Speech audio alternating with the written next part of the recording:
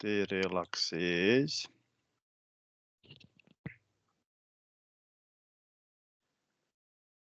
Voi număra descrescător de la 5 la 1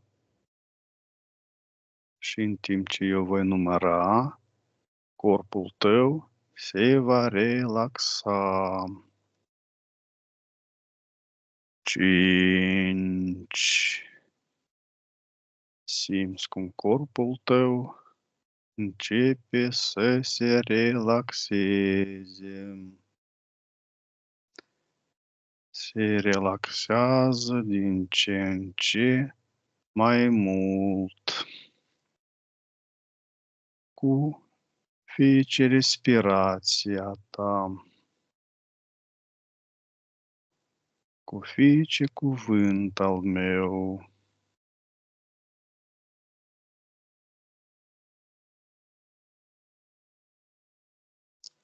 Patru. Simți o stare plăcută în tot corpul tău.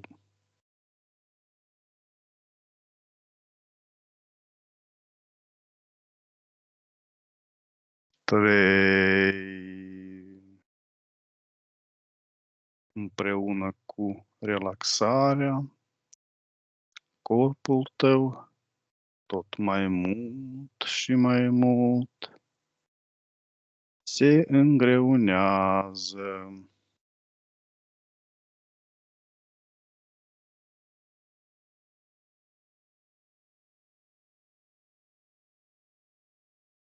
2. Nimic nu te deranjează. Auzi doar glasul meu.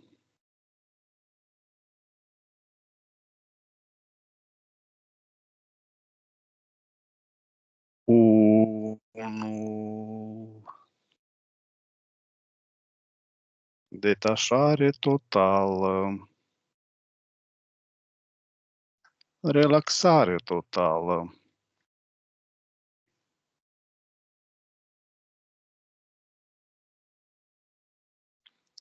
Pe măsură ce număr de la 1 la 3, te conectezi cu noțiunea de Jocuri Olimpice și îmi spui ce percepi sau vizualizezi legat de acest eveniment. 1, 2, 3.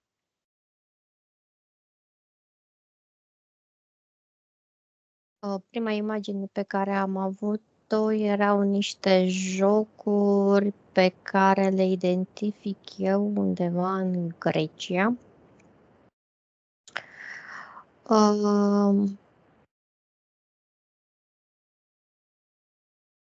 Unde văd într-un fel de arenă rotundă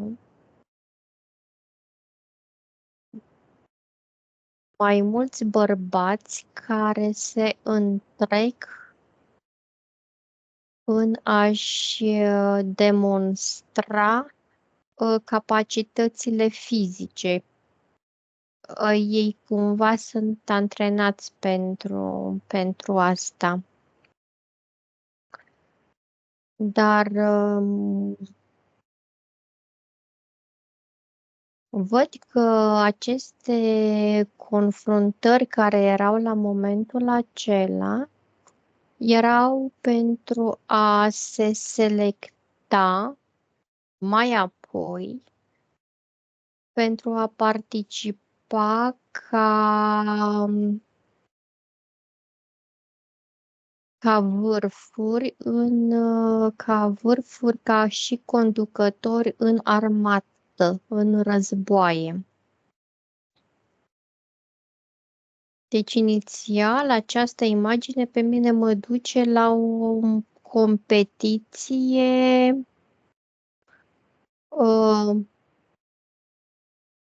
teoretic sportivă și pașnică, dar cu scopul de selecție pentru altceva.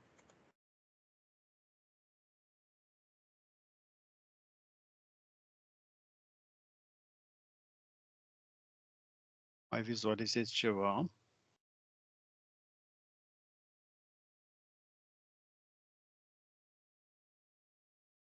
Sunt așa, simt niște energii amestecate.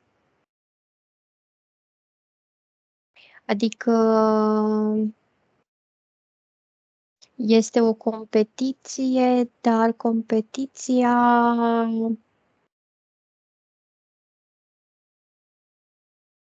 are în spate o energie care este destul de grea.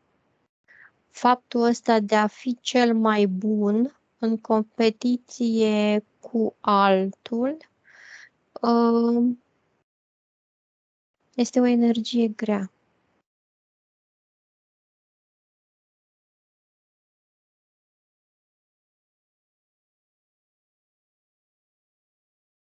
Pentru că pune în joc foarte multe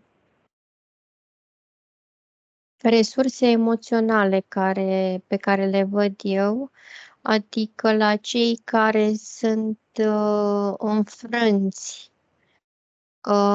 se scade foarte, foarte mult stima de sine pentru că nu au obținut rezultatele pe care și le-ar dori. Iar cei care sunt învingători se hrănesc din emoția, din admirația care o au ceilalți pentru ei. E ca și cum acest fapt de a deveni învingător este făcută pentru a demonstra lumii că este cel mai bun, nu pentru a-și demonstra sieși. Văd foarte mult atenția în exterior, îndreptată.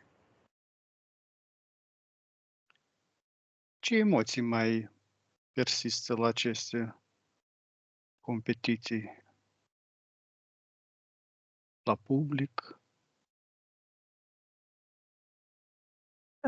Publicul îl văd conectat într-un fel, adică văd mai multe feluri de public.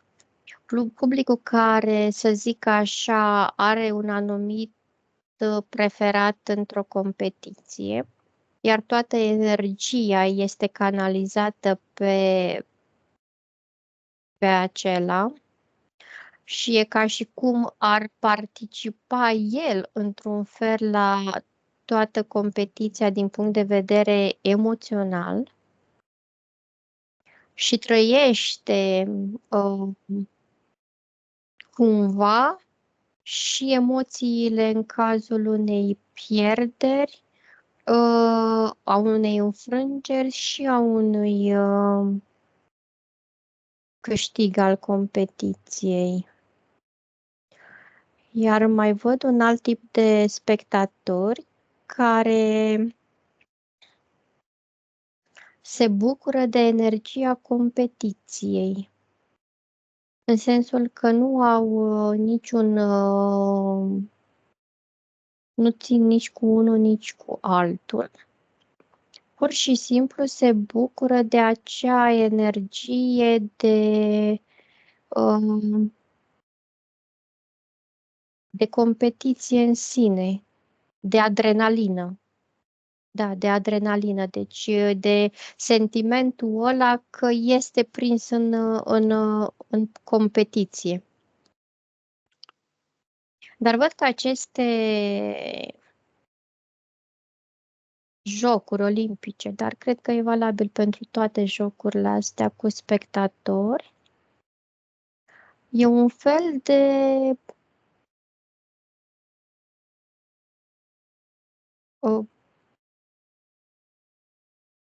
de a trăi prin emoțiile celor la care se uită și se conectează, a unor emoții care în viața de zi cu zi nu le poți avea.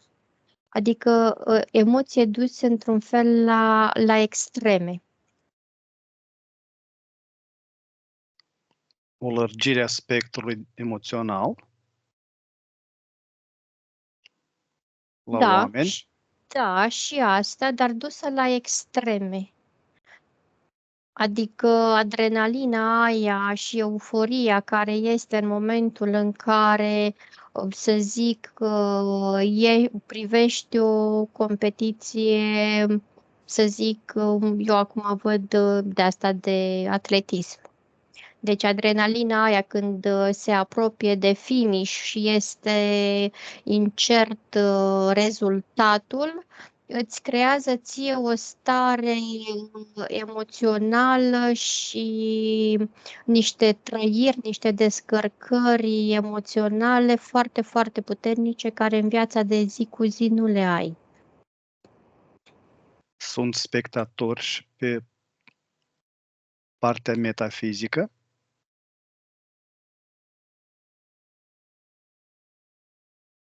Da.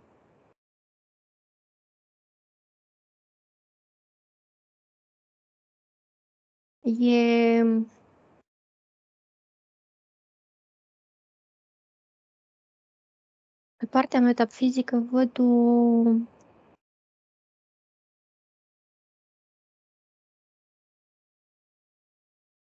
E diferit cumva de partea fizică, în sensul că pe partea fizică văd aceste descărcări care se petrec pe corpul fizic, descărcări de la cel care privește, conectat la cei care participă la competiții, iar pe partea metafizică văd un fel mai degrabă de consumator în sens invers. Adică în partea metafizică, într-un fel s-ar hrăni cu emoția, cu adrenalina, cu toată energia care se declanșează în partea fizică. Bine, cine era sau cine este Zeus, în cinstea căruia s-a început în antichitate Jocurile Olimpice?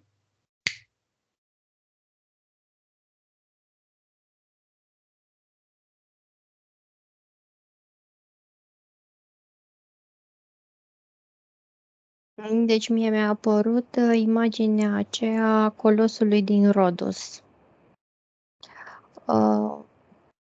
Dar energia este o energie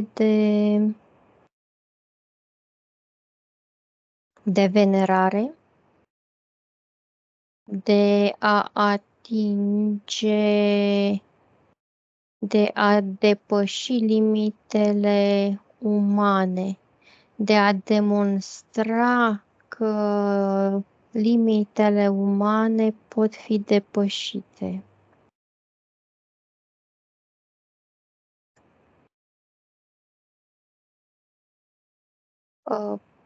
Zeus eu îl văd ca o entitate, deși am în față imaginea asta a colosului din Rodos. O văd ca o entitate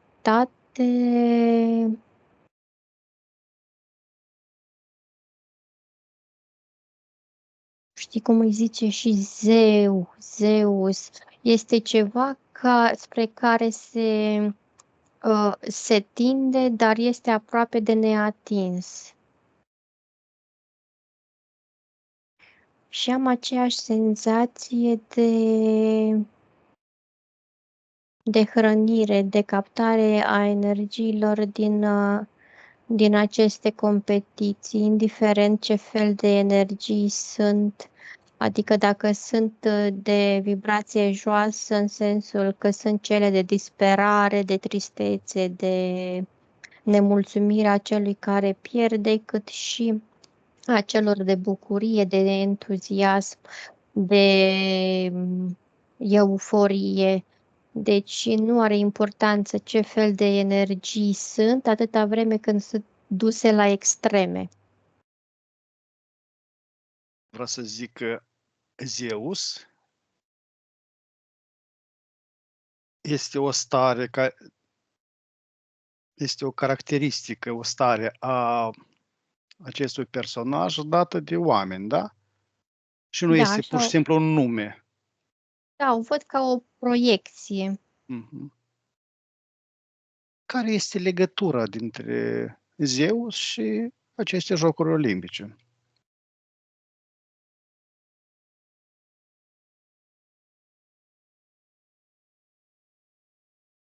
Văd ca ceva în care omul trebuia să creadă inițial.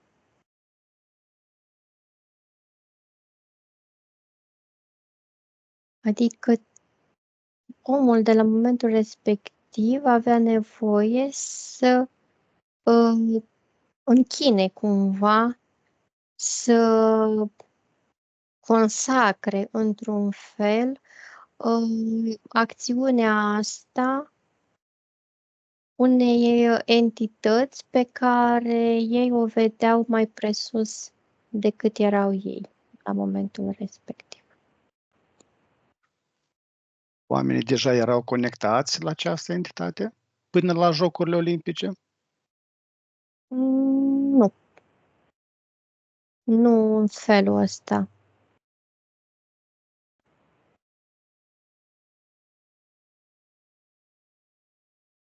Care a fost imboldul de a organiza aceste Jocuri Olimpice? Și din partea cui a fost?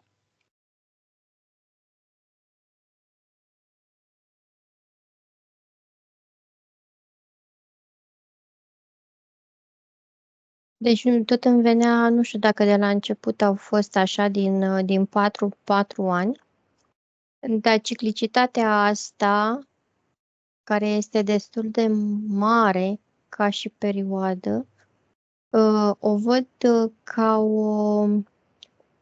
o acumulare de potențial a celor care vor să participe ca și în competiții, da? Și o acumulare foarte, foarte mare de energie pentru momentele alea care durează o zi, două, trei, cât durează ele, și atunci este o descărcare foarte puternică de energie acumulată în toată această perioadă.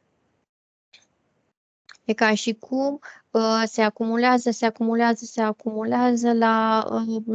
în zilele acelea se descarcă masiv, apoi este ca o cădere și apoi începe iar această acumulare, iar se descarcă, e ca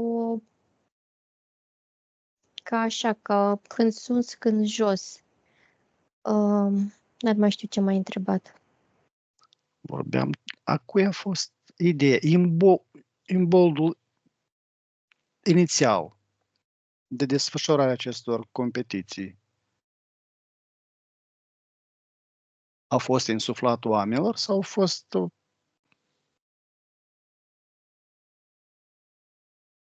o necesitate a lor? Păi, nu știu, deci eu văd că a fost ca luată ca la nivel de conducător de țări, nici nu știu în antichitate cum erau, adică ce văd eu aici, așa, ca niște, mai mult într-un fel, ca o distracție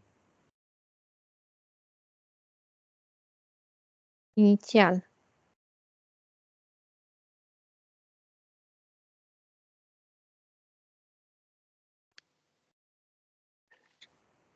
Bine, o să pun altfel întrebarea. Care au fost scopurile desfășurării acestor evenimente sportive în trecut și în prezent? Caut această informație exclusiv în plan fizic. Ce captezi?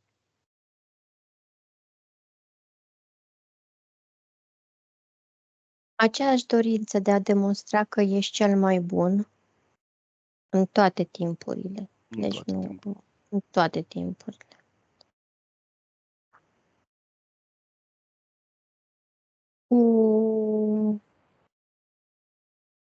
Cu substrat într-un fel, cu dorința de autodepășire a capacităților proprii.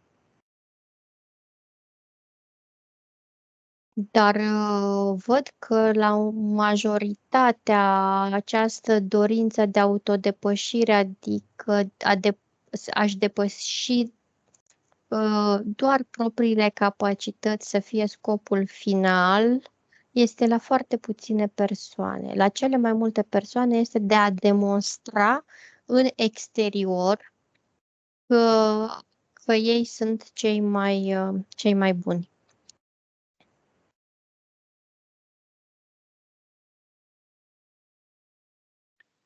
Bine, acum la traiul meu observ scopurile desfășurării acestor evenimente sportive doar în raport cu planul metafizic și îmi spui ce vizualizezi.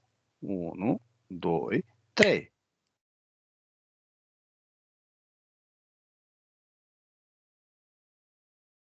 Deci aici văd în continuare aceeași captare de energie. De la toți care participă, de la participanți, de la spectatori, de la toți. Și cu cât emoțiile sunt mai puternice, cu atât energia captată este mai intensă.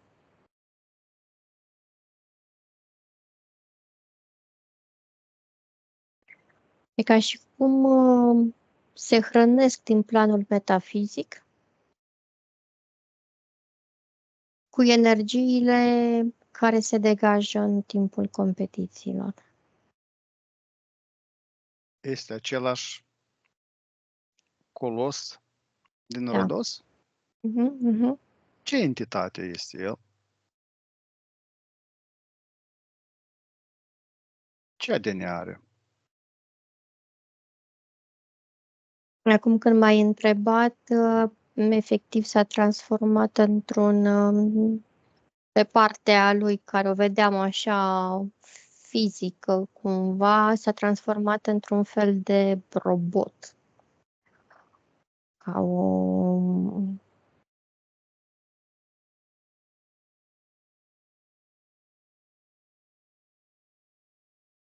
o tehnologie foarte avansată în interior, pentru că l-am văzut robot în forma aceea, să zic, aproximativ umană, dar după aia s-a transformat într-o chestie compactă, ca aș putea să zic, ca o centrală nucleară, ceva de genul ăsta.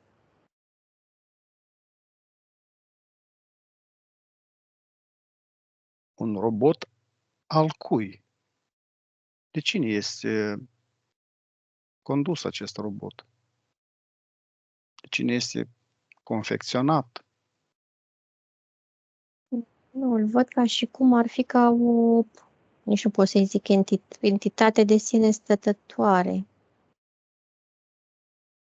Are ADN? Nu. E doar tehnologie. Da, dar tehnologie a cui? Tehnologia proprie?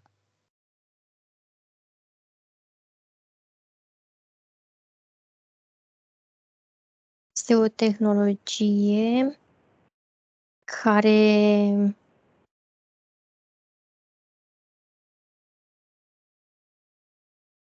deci această chestie care o văd eu acum ca pe o centrală, văd într-un fel că aparține unei tehnologii, unei planete care este foarte, foarte îndepărtată. Adică aici pe Pământ este ca și cum ar fi trimis cea mai slabă, cea mai joasă tehnologie care să poată face această captare. Tehnologia tehnologia de la care vine este foarte avansată.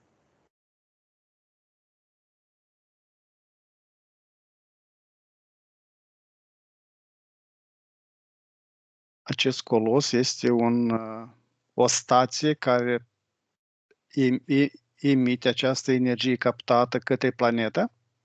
Exact așa, ca o stație satelit. Dar este cumva la capătul capătului.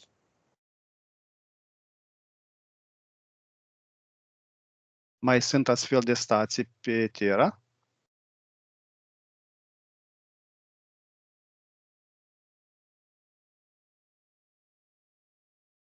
Nu, văd că ele vin și pleacă doar în momente în care sunt declanșări de energie foarte puternice. În sensul că în momentul în care sunt cataclisme naturale cu energii care se eliberează din pământ, dar și din dureri, din pierderi umane, din suferință, este ca și cum este momentul în care ele știu că trebuie să vină, să capteze și să plece. Are careva agenți pe Terra? Nu. Nu, deci pur și simplu tehnologia e atât de avansată încât cumva se sesizează, nici nu știu care e cuvântul potrivit. Adică e ca și cum ar simți că este momentul să vină.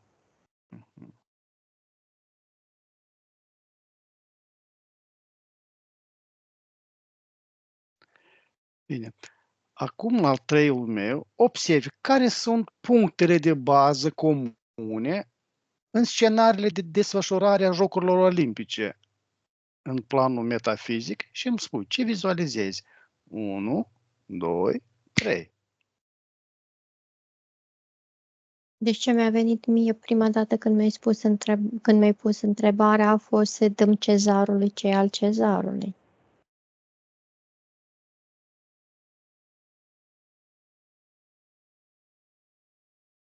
Adică văd aceeași chestie, este foarte simplu.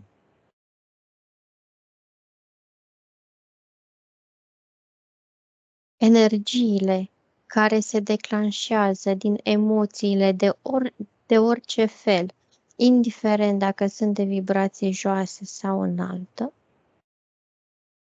devin combustibil. Scenariul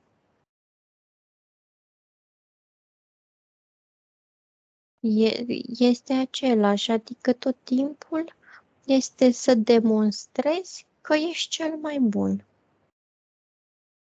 Și nu poți să demonstrezi asta decât la o competiție care, practic, te pune în concurență cu întreaga lume. Adică Jocurile Olimpice sunt cu participare a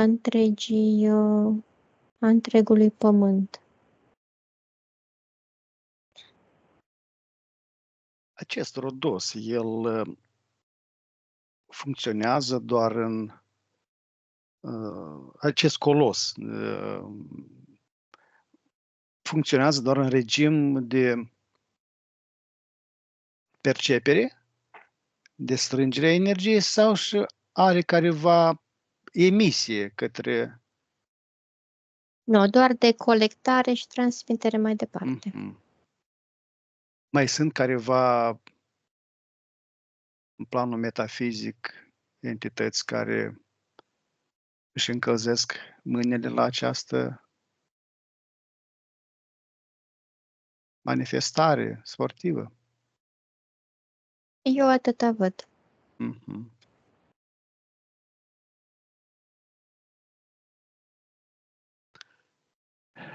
La ultimele Jocuri Olimpice, la ceremoniile oficiale de deschidere, sunt bine determinate scene, ritualuri sau scene cu un conținut ezoteric. Care sunt scopurile organizatorilor vis-a-vis de aceste manifestări? Ce captezi? Același lucru. Declanșarea e ca și cum ar stimula declanșarea mult mai puternică și intensă a emoțiilor de orice fel. Fie că e ca și cum divide et impera. Știi? Fie dacă este ceva, se găsesc să se despartă cel puțin două tabere, în pro și contra, și fiecare alimentează cu toată puterea pentru a-și susține propria alegere și propria semnificație a acestor scene. Deci e doar un fel de manipulare pentru a diviza în opinii și apoi în emoții. Pentru lărgirea spectrului de emoții, iarăși, da? Pentru, nu știu dacă e lărgire, cât de mai Divizare, da? degrabă de divizare, dar divizare foarte, foarte puternică, adică Mhm, mhm. în două tabere foarte, foarte bine definite, iar energiile care susțin cele două tabere sunt Diametral foarte opuse. diametral opuse și foarte puternice. Polarizare, da? O polarizare. Exact, o polarizare în două tabere diferite. Mhm.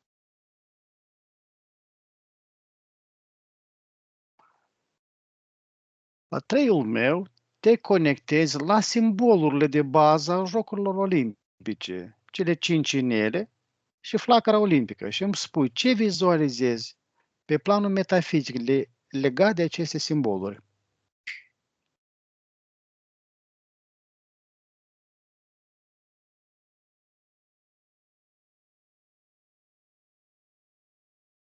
Deci, inițial, le-am văzut că ele împreună construiesc un tot unitar, adică acest simbol ar avea semnificația de uniune.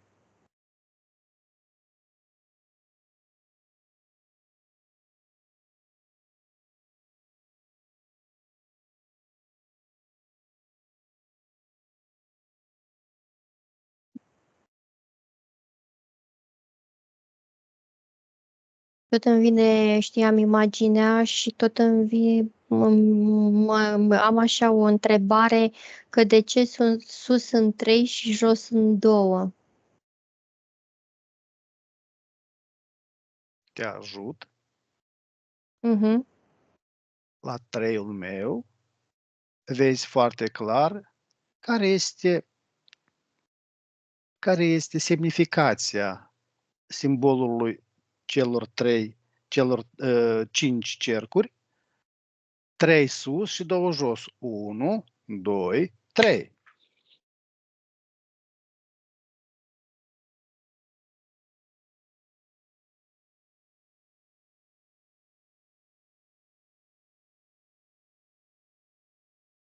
Deci, cele două de jos, vedeam cele două tabere.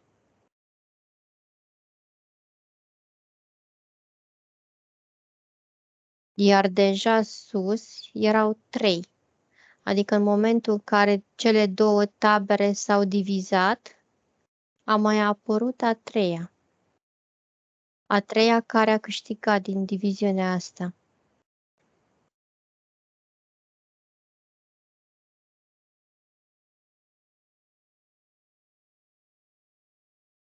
Nu știu de ce am imaginea a patru cercuri, deci două sus și două jos.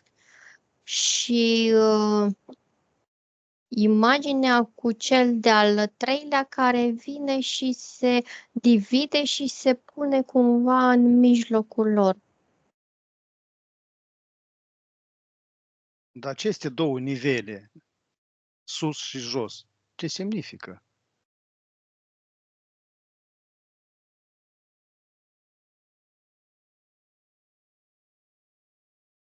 Și informația care îmi vine că sunt cele două planuri, fizic și metafizic.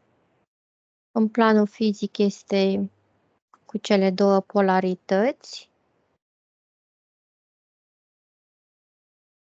iar în planul metafizic deja ele într-un fel se despart, se disipează și apare încă una care este Cea cu colectarea? nu, ca și cum ar fi o altă perspectivă a planului fizic. Într-un fel ca și cum ar fi o îngemănare dintre cele două polarități.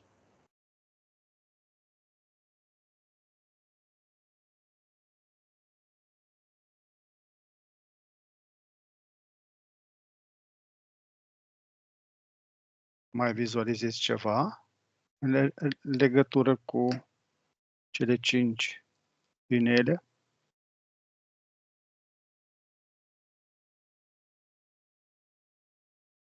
Am o vizualizare a acestora în mișcare.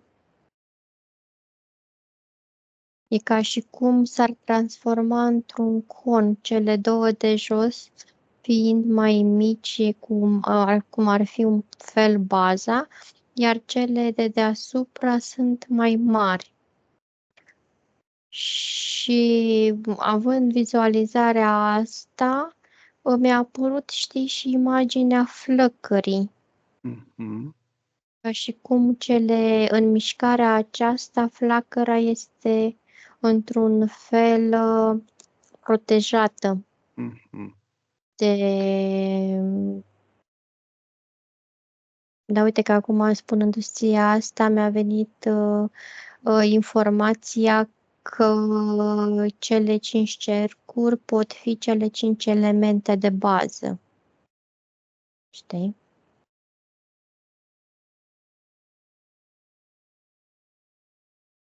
Pot forma aceste 5 inele în mișcare cupa,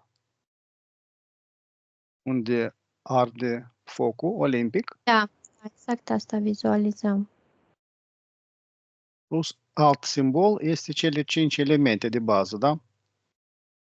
Mai vezi și alte semnificații?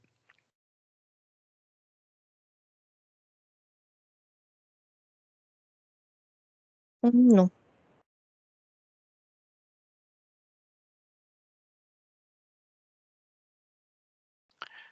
La deschiderea Jocurilor Olimpice de la Paris au avut loc multe surprize. Cuvântul surprize l-am luat în ghilimele. La al treilea meu, mergi pe linie temporară a desfășurării Jocurilor Olimpice în viitorul până la închiderea lor și descrie ce surprize vor mai avea loc. 1, 2, 3.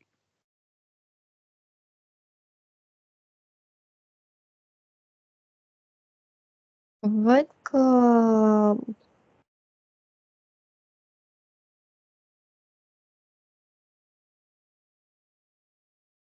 există posibilitatea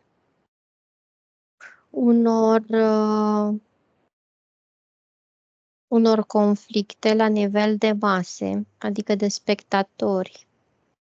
Pentru că văd o piață sau ceva de genul ăsta în care sunt mai multe persoane care susțin diverse diversi participanți și e un fel de conflict de stradă. Și eu văd că pleacă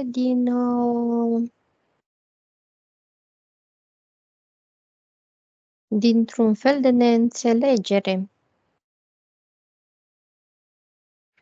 Și am așa senzația că este o absurditate că într-o competiție în care se susține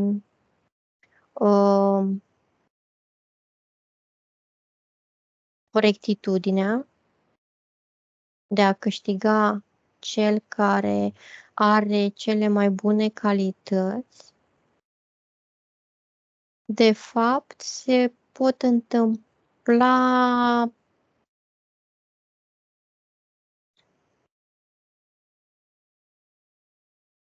un fel de accidentări surprinzătoare și deloc firești.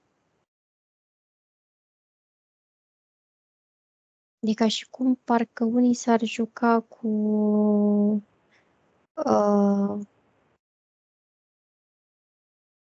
la nivel energetic.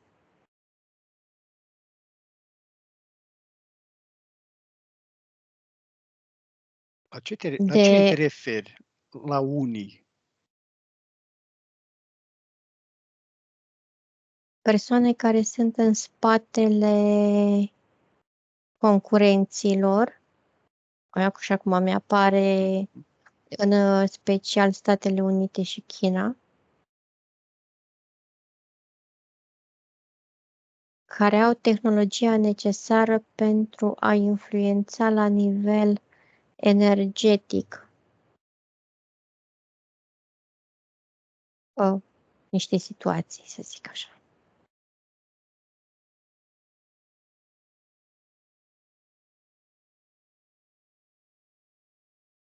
Sunt implicați și altcineva pe planul metafizic? Nu. Nu. Nu. Jocurile olimpice au careva în legătură cu scenariul de bază realizat de cei care exercită controlul asupra omenirii? Este o parte de testare a reacției maselor la diverse situații.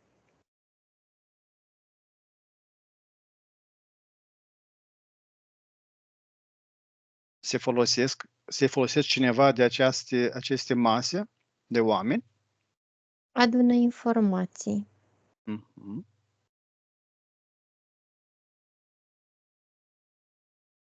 Dar spune, când au loc în afara Jocurilor Olimpice la competiții, acest colos este activ? Nu-l văd.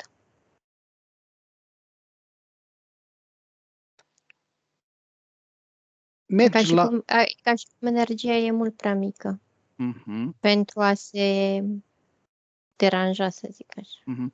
Mergi la 3, la un final al campionatului mondial de fotbal. Și vezi exact acolo. ce se petrece. 1, 2, 3.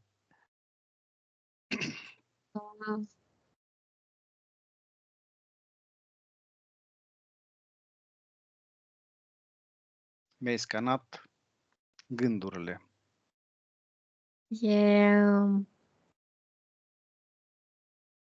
E o energie atât de puternică, dar nu o văd decât pe cea a exuberanței, acea a veseliei, a bucuriei dusă la extrem, extrem, extrem și văd această energie care devine ca un fel de tot unitar, atât de puternică este, nu mai este individuală a jucătorilor, a suporterilor, a antrenorilor, devine ca un tot unitar.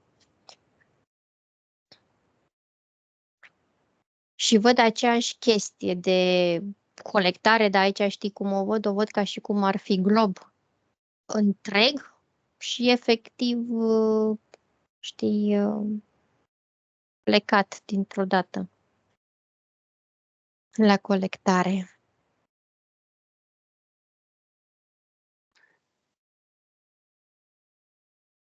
Bine, la 3-ul meu îți vine informația despre sport, rolul sportului în ziua de astăzi. 1, 2, 3.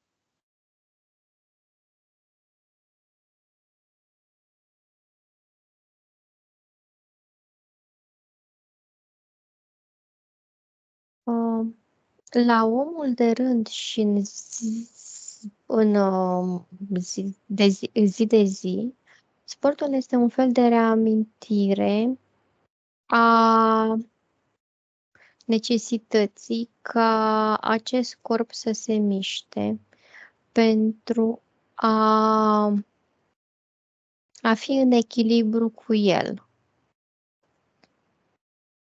Adică prin mișcarea, chiar și mersul pe jos sau alergarea, deci nu o chestie care să fie profesionistă,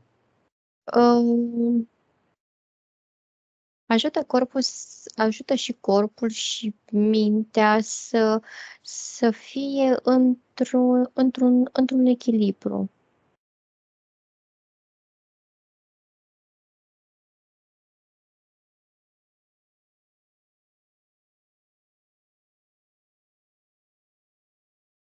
În competiții, în schimb, și văd chestia asta și, de exemplu, la școli, unde se face sport la nivel profesionist, dar pentru a obține niște calificative, pentru a obține niște note. Se merge foarte mult pe competiția și pe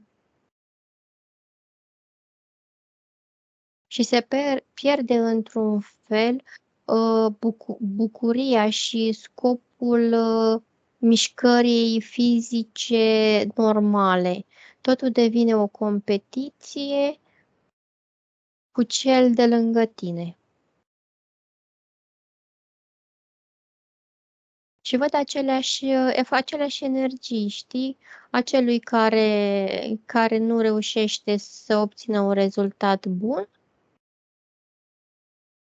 și acelui care este învingător sau care obține cel mai bun rezultat. Și simt că pe undeva se pierde, adică ar trebui ca cineva, cumva, nu știu cine, să explice acestor copii că scopul nu este asta, să fie că e bine și să obții un rezultat mai puțin bun și unul foarte bun, atâta vreme cât tu ai beneficii că ai făcut sport. Și văd că rezultatele care se obțin cei care au rezultate cele mai bune nu sunt cei care sunt în competiție cu ceilalți, ci cei care sunt în competiție cu ei înșiși, care au înțeles că nu este despre a obține cel mai bun loc concurând cu altul, ci depășindu-ți propriile rezultate.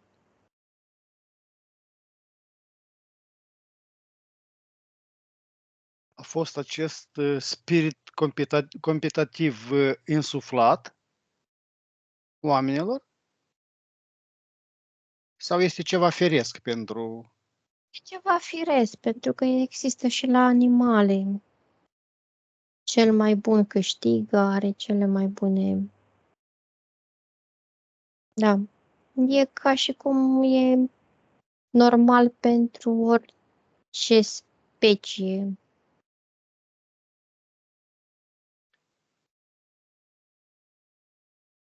Cătălina, deoarece avem de furcă cu Colosul din Rodos, care a fost cauza că el a fost distrus, fiind și el un monument antic de care se vorbește în istorie. O minune a lumii.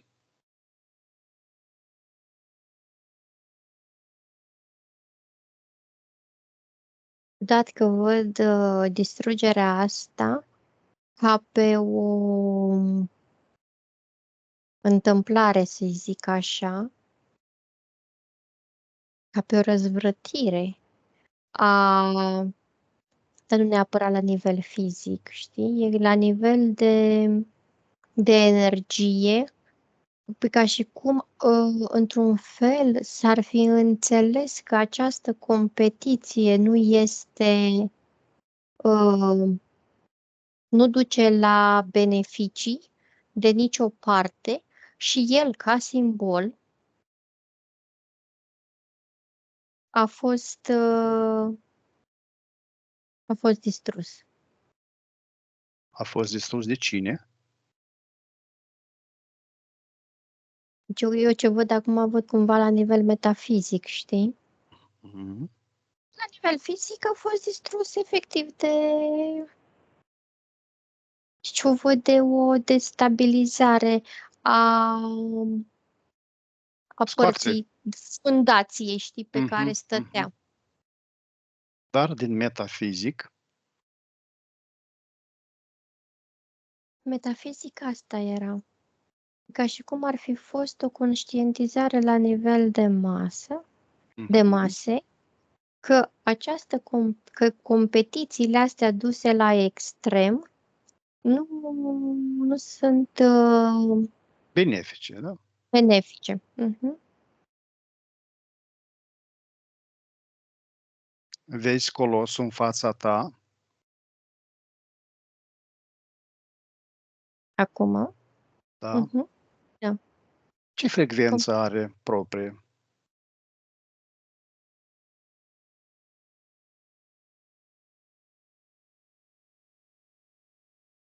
Deci eu îl văd la un 467.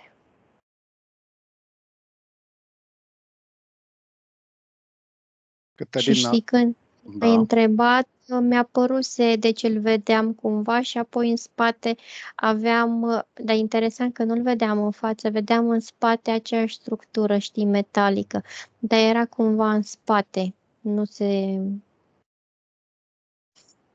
suprapunea pe partea asta care o vedeam. Cătălina, la treiul meu aplicăm un șoc frecvențial opus acestei frecvenții a lui. Acum, 1, 2, 3. Ce se întâmplă?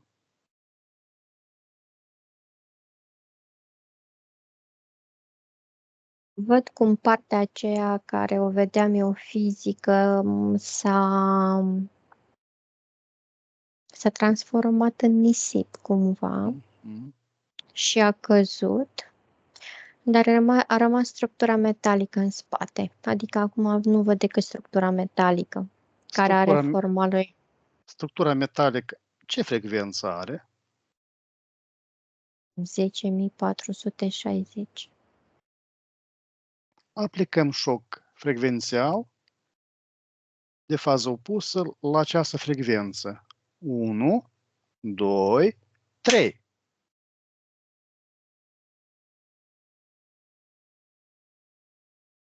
Mai este necesar? Da. 1, 2, 3. 1, 2, 3. 1, 2, 3. Gata. Gata. Cătălina, legătura dintre Colos și planeta care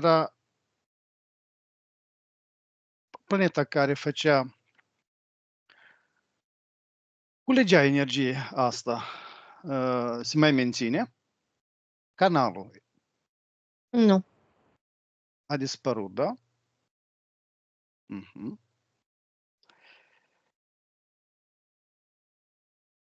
Cătălina, la traiul meu, transmitem informație despre această sesiune, despre datele din această sesiune către toate persoanele care le este interesant și vor să aibă această informație. 1, 2, 3.